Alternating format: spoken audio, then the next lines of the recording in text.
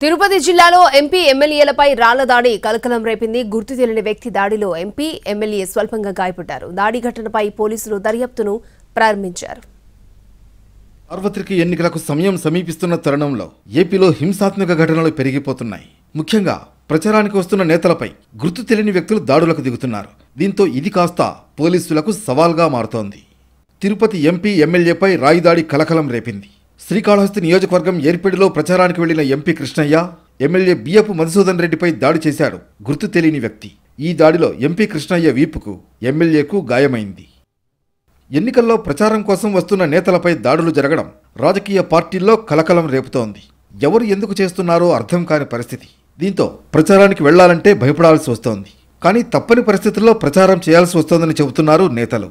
ఇలాంటి పరిణామాలు గతంలో ఎప్పుడూ చూడలేదంటున్నారు. ఇలాంటివి పునరావృతం కాకుండా పోలీసులు తగిన చర్యలు తీసుకోవాలని సూచిస్తున్నారు.